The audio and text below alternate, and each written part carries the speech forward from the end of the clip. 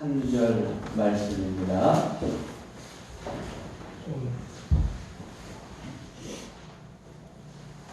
다니엘 3장 19절에서 23절 말씀 우리 한 절씩 교독하겠습니다. 느부갓네살이 분이 가득하여 사드락과 메삭과 아벳느고를 향하여 얼굴빛을 바꾸고 명령하여 이르되 그 풀무불을 뜨겁게 하기를 평소보다 7배나 뜨겁게 하라 하고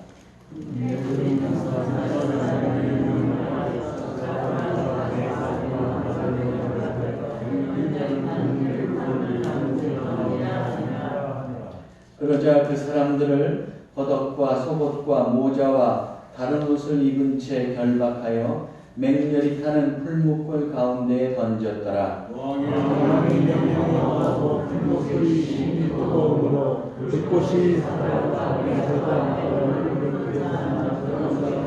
다같이 이 세 사람 사드락과 메삭과 아벳느고는 결박된 채 맹렬히 타는 풀무불 가운데 떨어졌더라. 아멘. 이제 우리 강용수 목사님 나오셔서 풀무 속에 계신 하나님이라는 제목으로 은혜의 말씀 전해 주시겠습니다.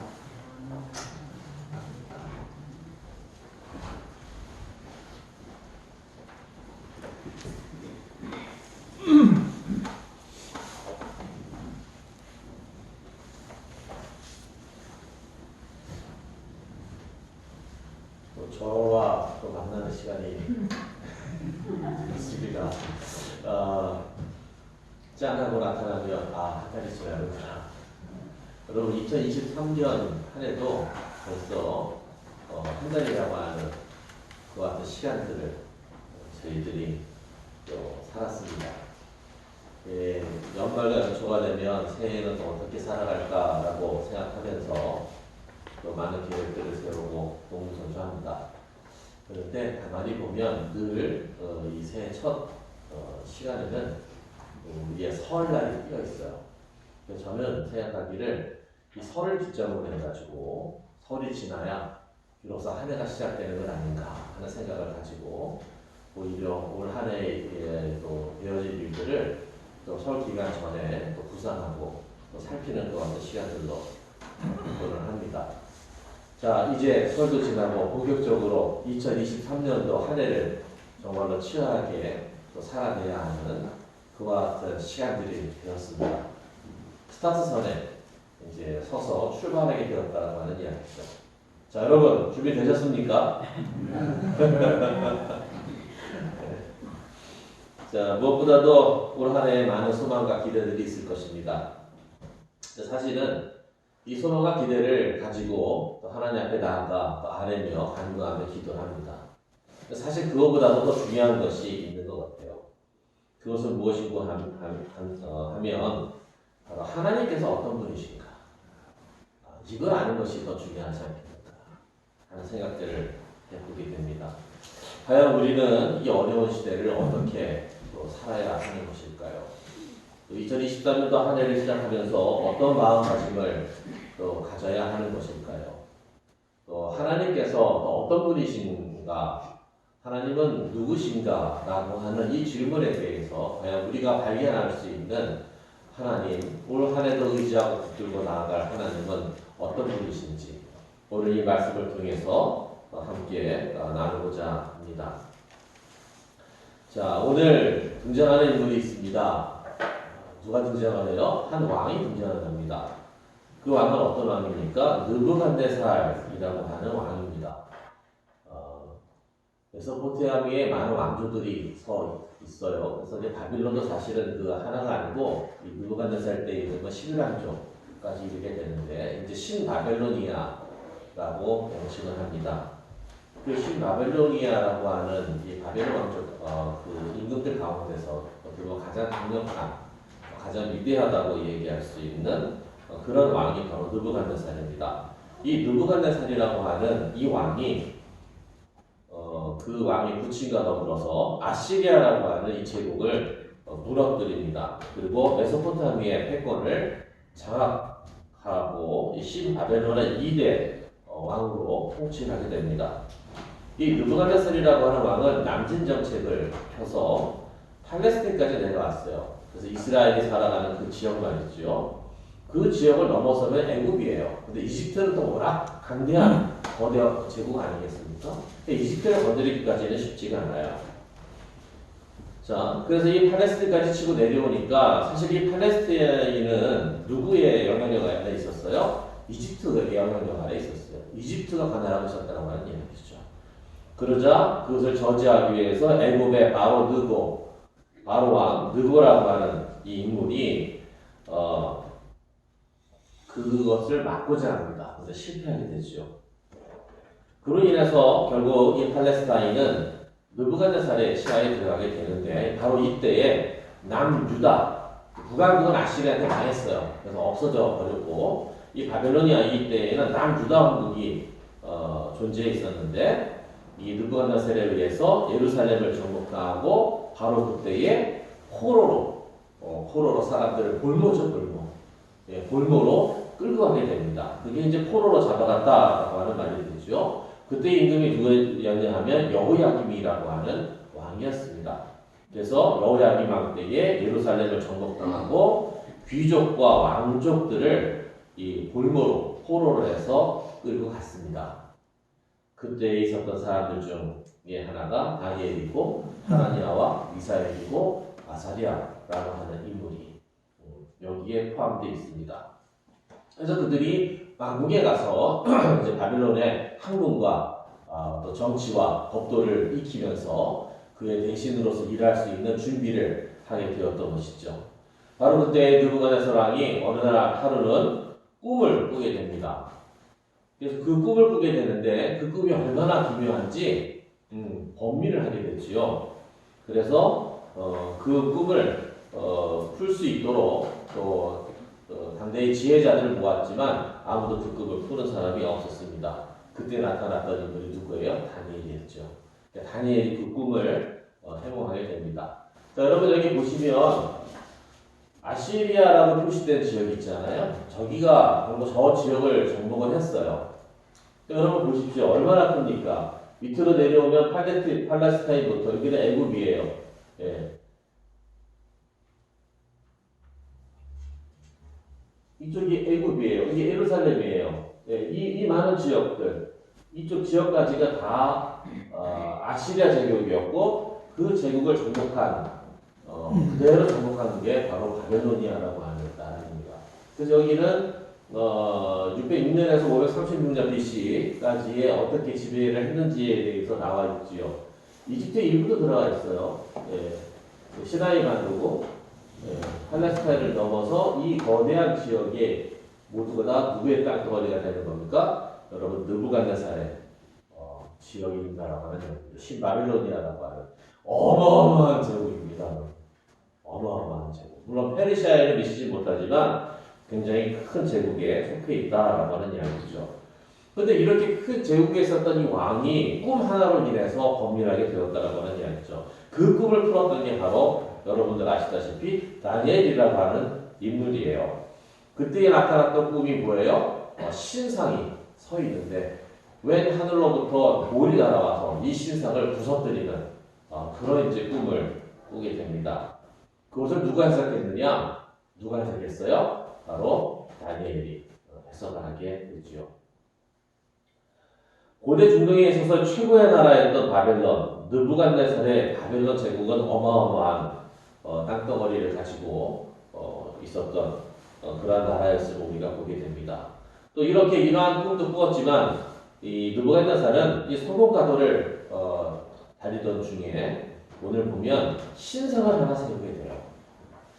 이야, 보면은 분명 꿈에도 보면 신상이 무너지는 꿈을 꿨는데 그럼에도 불구하고 또 신상을 세운다라고 하는 것은 참 아이러니한 일이 아닐 수 없습니다. 근데 신상을 세운다고 하는데 오늘 성경에 가만히 보니까 이 신상이 예사롭지 않은 신상이었어요. 높이가 자그마치 오늘날로 환산해 보니까 얼마나 되는가 하면 27m에 달합니다. 여러분 신상 27m라고 하는 것은 그 당시 한번 생각해 보세요. 그거 어떻게 지었을까요? 27m. 높이가 27m예요. 너비가 3m예요. 그것도 금으로 만든 신상이었다라고 하는 이야기죠. 이야, 30m에 달하는 건축물을 세운다라고 하는 것은 쉬운 일이 아닌데, 여러분 그렇다고 한다면 이 신상은 하루 만에 뚝딱 세워졌을까요? 아니에요. 네.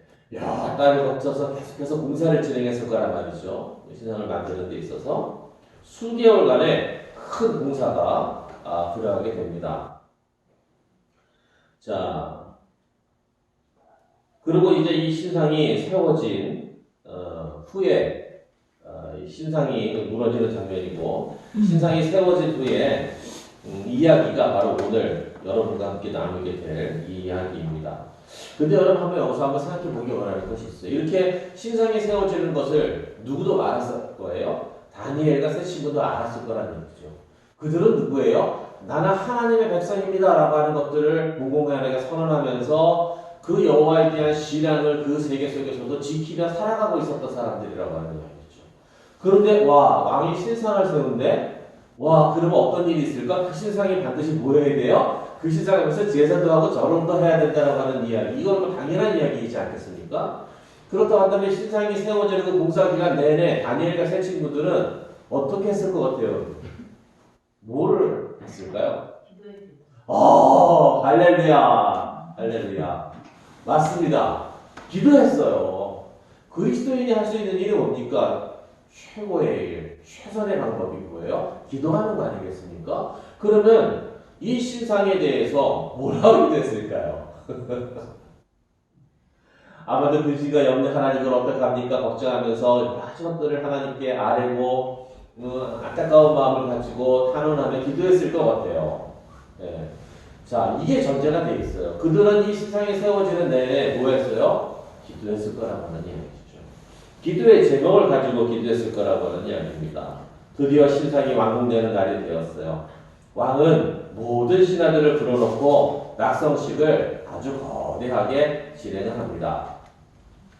이제 그 말씀이 여기에 나와 있죠. 이에 총독과 수령과 행정관과 모사와 재무관과 재판관과 법률사와 각 지방 모든 관원이 느부갓네살 왕이 세운 신상의 낙성식에 참석하여 느부갓네살 왕이 세운 신상 앞에 서니라. 그러니까 모든 대신들을 다 불러본 거예요. 근데 성경을 가만히 보면 여러분 되게 재미난 부분이 있음을 여러분 파악하실 수 있지 않으실까요? 자, 모든 대신을 불렀어요. 근데 여기에는 누가 지금 없어요? 다니엘이 없어요. 야, 이것 또한 우리가 생각해봐야 될 일입니다.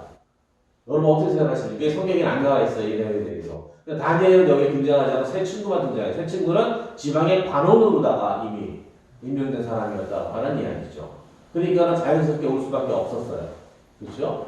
그래서 다니엘이 빠지겠네요. 그 막중한 인물을 감당했던 다니엘이. 야, 여러분 어떻게 읽으시겠습니까? 어떻게 새기시겠습니까? 저는 개인적으로 왕은 다니엘에 대해서 알고 있었어요. 저가 독실한 하나님을 섬기는 사람이라고 하는 사실. 그래서 일부러 쓱 빠뜨려 놓은 것 같아요. 네, 분명히 와서 한번 부르서 사람이 날 테니까 그렇게 너무나 아까운 인재이니까 아무튼 슬그머니 묵인해주고 감춰두지 않았을까 하는 생각을 하게 됩니다. 어쨌든 이렇게 모든 관원들이 와서 함께 무엇을 하고 있어요? 낙성식을 거행하고 있습니다. 이와 같은 신상들을 세웠다라고 하는 이야기죠. 이 신상 앞에 모두가 다 나왔다라고 하는 이야기예요. 그러면서 선언합니다. 자, 너희는 나팔과 피리와 수금과 사면금과 양금과 생황과 모든 악기 소리를 들을 때에 엎드려 느부갓네살 왕이 세운 금신상에게 절하라. 아하, 드디어 이 사건이 벌어지게 되는군요. 그러면서 또 하나를 더합니다. 누구든지 엎드려 절하지 아니하는 자는 즉시 맹렬히 파는 풀무불에 던져 넣으리라. 여러분, 이 어마어마한 거대한 신상을 세우기 위해서 뭐를 녹여야 됐어요? 금을 녹여야 됐어요. 그 풀무가 그 곁에 있었다라고 하는 이야기죠. 어마어마한 크기의 풀무였을 것입니다. 그것은 말이죠. 그러니까 바로 눈에 보이니까 어떻게 해요? 저 풀무 속에 던져버릴 거야 라고 원포까지 놓게 되었다라고 하는 이야기입니다. 여러분, 거대한 낙성식이 진행되고 있습니다. 네. 근데 그때에 참소가 들어옵니다. 어떤 참소가 들어와요? 왕이 세워 바벨론 지방을 다스리게 하신 자이건을 이 사람들이 왕을 높이지 아니하며 왕의 신들을 섬기지 아니하며 왕이 세우신 금신상에게 절하지 아니하나이다. 아, 가만히 보니까 이 사진을 보니까 어때요? 누가 도드라진 사람이 있죠? 누가 있어요? 오, 다들 엎드려 절하고 있는데 세 사람은 꼼짝에 서 있네요. 누굴까요? 네, 사드락과 메삭과 아벤느고겠죠. 자, 이러니 바로 참소가 들어왔어요. 그것도 뭐라 그래요? 왕이 세운 사람 아닙니까? 근데 그들이 왕의 말씀을 듣지 않고 명령을 거역하고 영혼죄라고 하는 이야기죠. 그러고 있으니 왕은 이 일을 어떻게 하시랍니까? 라고 하는 참소가 들어왔습니다. 화가 난 왕은 이 세 사람을 부릅니다. 그리고 타이르며 또한 위협을 가하며 말합니다. 뭐라고 해요? 이제라도 너희가 준비하였다가 나팔과 피리와 수금과 사면과 양금과 성황과 모든 악기 소리를 들을 때에 내가 만든 신상 앞에 엎드려 절하면 좋거니와 너희가 절하지 아니하면 즉시 너희를 맹렬히 타는 풀목 가운데 던져 넣을 것이니 능히 너희를 내 손에서 건져낼 신이 누구이겠느냐. 그래서 신을 언급하네. 또 왕도 알고 있었던 거야. 이들이 누구를 섬기는 사람들이다? 하나님을 섬기는 사람들이다. 그래서 야, 네 하나님이 널 구원해낼 수 있을 것 같아? 아, 이 얘기를 그렇게 얘기를 하는 거죠. 세상에 들키지 않고 조용히 넘어갔으면 좋으려나. 여러분, 이런 일들이 벌어졌습니다. 여러분, 이 일까지 이 세 사람과 다니엘이 어떻게 하고 있었다고요? 기도하고 있었어요. 근데 그 결과가 어떻게 됐습니까? 결과가 어떻게 되는지 보십시오. 여러분, 우리가 살아가는 삶의 환경과 상황도 저는 이와 같지 않는가 하는 생각들을 하게 됩니다.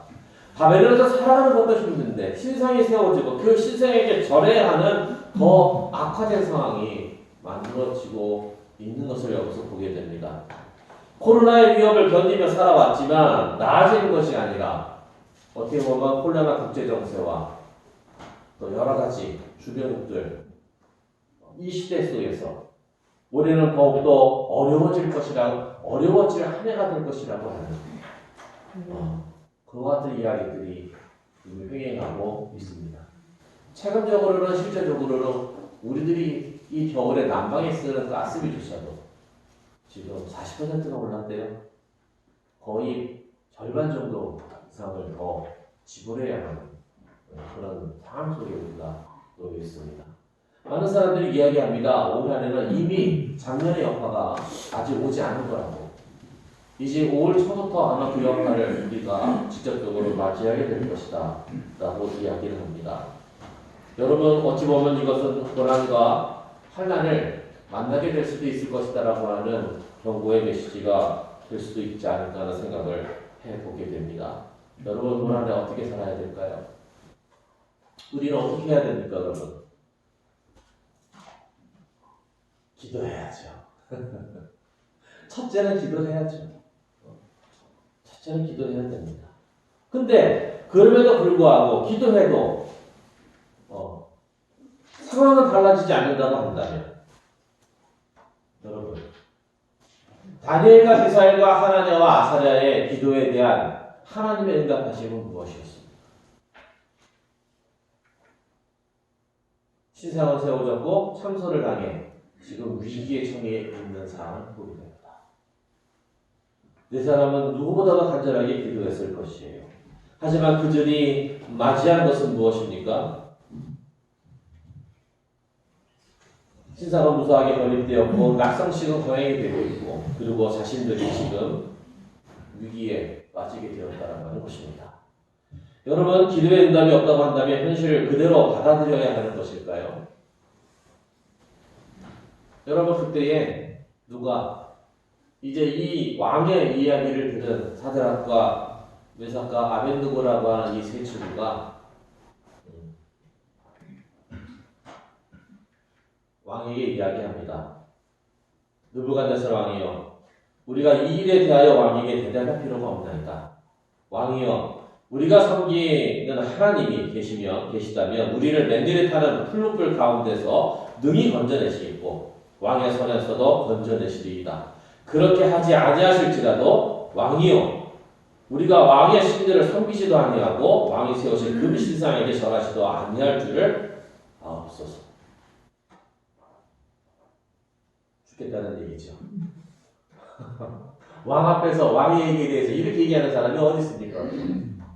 근데 한번 생각해 봅시다. 여러분 이게 순간적으로 나온 이야기일까요? 저는 그렇게 생각하지 않습니다. 금신상이 세워지는 내내 기도했을 것입니다. 아무런 일 없이 금신상이 완공되고 세워지고 올라가는 모습들을 다 보고 있었을 거예요. 그렇다고 한다면 어떻게 해야 될 것인가? 기도하면서 결심하고 결단했던 그 마음이, 그 믿음이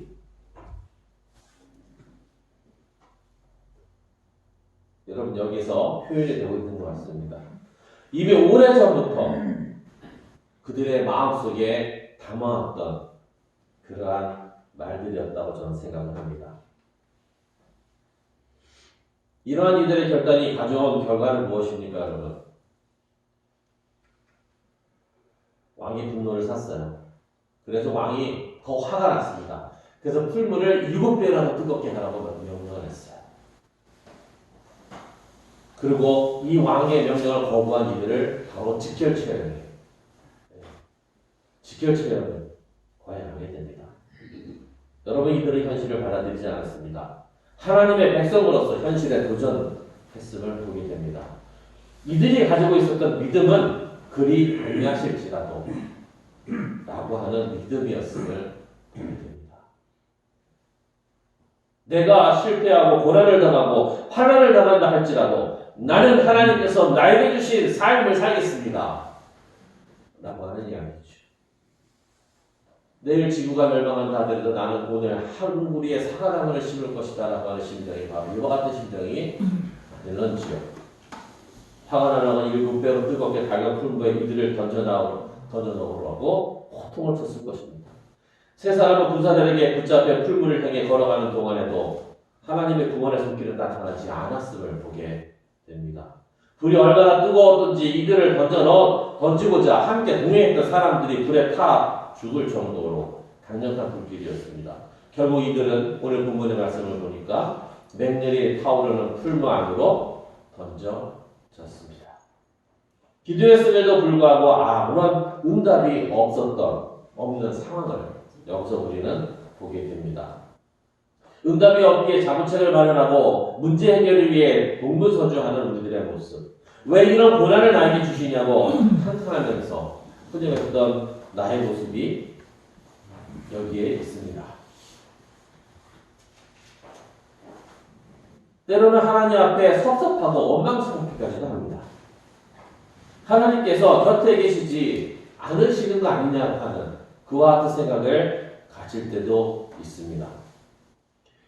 우리에게 아무런 말씀도 응답도 없으신 하나님, 과연 하나님께서는 어디에 계신 것일까요? 결국 풍부에 던져져 버린 하나님과 미사엘과 아사랴. 근데 여러분 그거 아십니까?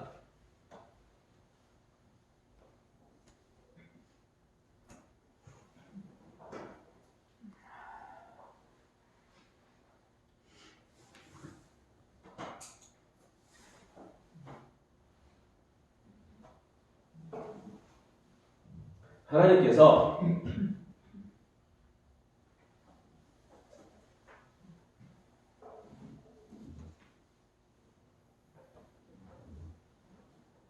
풀무 속에 계셨어요.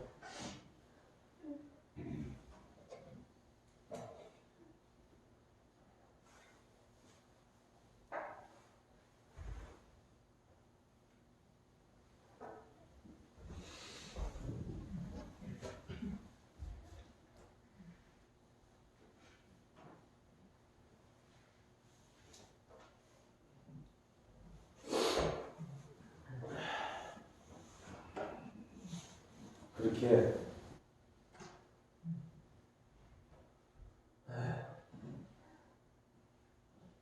우리는 원망을 했지만 먼저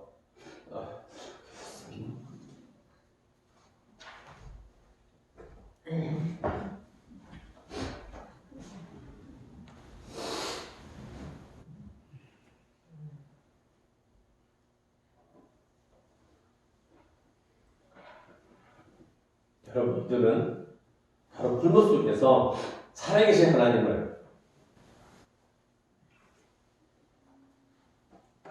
만났습니다.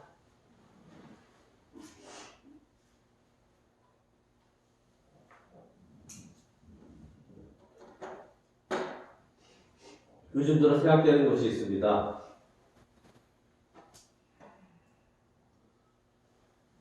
그리스도인으로서 산다는 게 참 쉬운 일이 아니구나. 결국은 손해보고 무시당하고 외면당할 수도 있구나. 근데 주님 그렇게 사네요.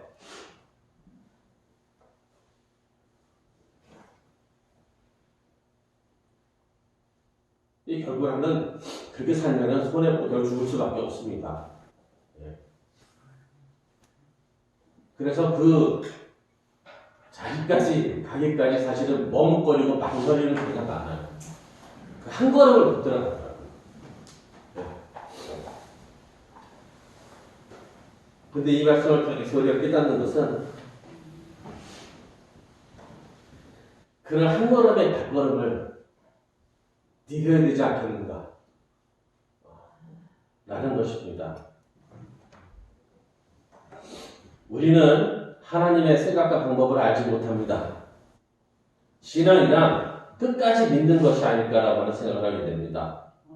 경건이라고 하는 것은 그리 아니하실지라도의 이 믿음을 가지고 살아가는 것이 경건이 아닐까 생각을 봅니다. 하나님께서 먼저 풀무 속에 들어가 계시리라고 여러분 누가 생각을 했겠습니까? 그러면서 저는 이런 질문을 함께 나눠보기를 원합니다. 올 한 해만 어떻게 살아야 될 것인가? 어떤 태도와 결단을 가지고 살아야 될 것인가? 아시죠? 어두운 구름이 몰려오는 시대를 살아가는 그리스도인의 삶의 태도와 결단은 무엇이어야 되는가?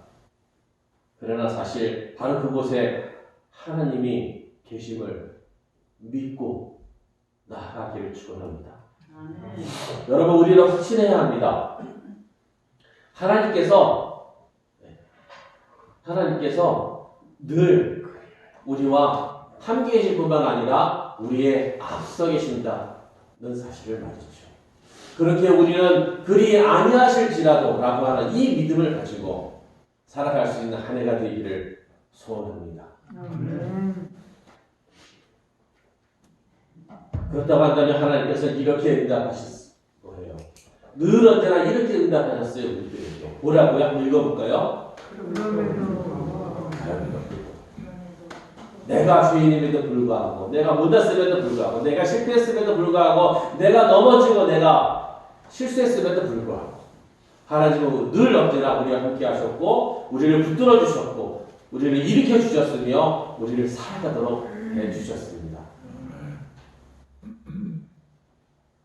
풀무 속에 먼저 들어가 계신 하나님, 어찌 보면 풀무 속에서 우리를 하나님께서 기다리고 계신다라고 말할 수 있습니다. 이 하나님께서 여러분 나의 하나님이심을 기억하십시다. 고난과 역경은 살아계신 하나님을 경험하는 삶의 현장이라고 하는 사실에 대한 믿음을 가지고 살아가십시다. 나에게 주신 삶, 나에게 주신 길을 담대하게 걸어가심으로 여러분 살아계신 하나님을 증거하고 간증하는 놀라운 한 해가 되시기를 주님의 이름으로 축원합니다. 살아계신 하나님 감사합니다. 살아계신 하나님 감사합니다. 주를 믿고 주를 바라보고 나갑니다. 망설이고 머뭇거렸던 저희들을 용서해 주시옵소서. 그리 아니하실지라도 라고 하는 이 믿음을 가지고 살아가기 원하는데 또 어떤 어려움과 또 고난이 우리들 앞에 있을지 저희는 알지 못합니다. 분명히 그 순간 저희들은 망설일 것입니다. 머물거릴 것입니다. 성령님, 그러나 이 말씀을 기억나게 해주셔서 그리 아니하실지라도 라고 하는 이 말씀을 살아낼 수 있는 한 해의 삶이 될 수 있도록 역사하여 주시옵소서. 우리 예수 그리스도 이름으로 간절히 기도하옵나이다. 아멘.